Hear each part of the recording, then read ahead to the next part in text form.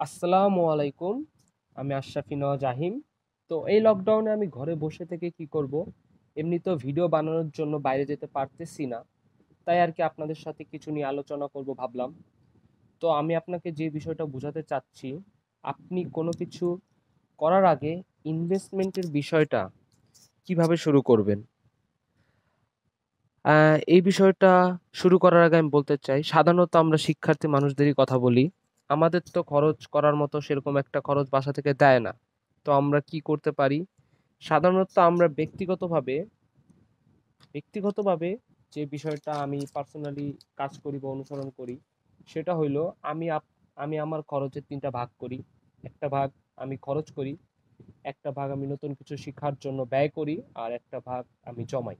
Basically আমি যে বিষয়টা জমাই, আমি যে অর্থটা জমাই, আমি যে বিষয়টা শিখলাম তার পিছনে পরবর্তী যেন ওই অর্থটা ব্যয় করতে পারি, এই বিষয়ে আমি যেন কাজে লাগাইতে পারি। আরেকটা কাজ যেটা আমি করতে পারি বা আপনারা করতে পারেন, আপনার বাবার একটা ব্যবসা আছে, আপনি ওইখান থেকে কিছু পণ্য নিলেন, আর ওইগুলো পণ্য আপনি ফেসবুক মার্কেটিং করে বিক্রি করেন। এখন আপনি ফেসবুক মার্কেটিং কিভাবে করবেন এই বিষয়ে আমি আরেকটা ভিডিও ছাড়ার পরিকল্পনা করতেছি আগামী সপ্তাহে। বিভিন্ন ই কমার্স সাইটে তাহলে আপনার ওই প্রোডাক্টগুলো বা ওই পণ্যগুলো ছেড়ে দিলেন, ওইখান থেকে মানুষ ক্রয় করলো, আপনি ওইখান থেকে একটা উপার্জন করতে পারলেন, আপনার একটা ভালো মানের ইনকাম আসলে ইনকাম আসে পড়লো, আর ইনভেস্টমেন্টের জন্য একটা ভালো মানের অর্থ আইসা পড়লো। সো এই বিষয়ে আমি আর কথা বাড়ালাম না, অন্য কোনো এক ভিডিওতে বিষয় নিয়ে আরো কথা হবে। আশা করি আপনারা সবাই ভালো আছেন, ভালো থাকবেন।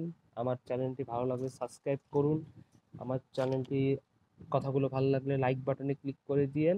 আর যদি আমার কোনো ভয়েস প্রবলেম বা অন্য কোনো প্রবলেম হয়, তাহলে আপনি অবশ্যই আমার কমেন্টে জানাবেন।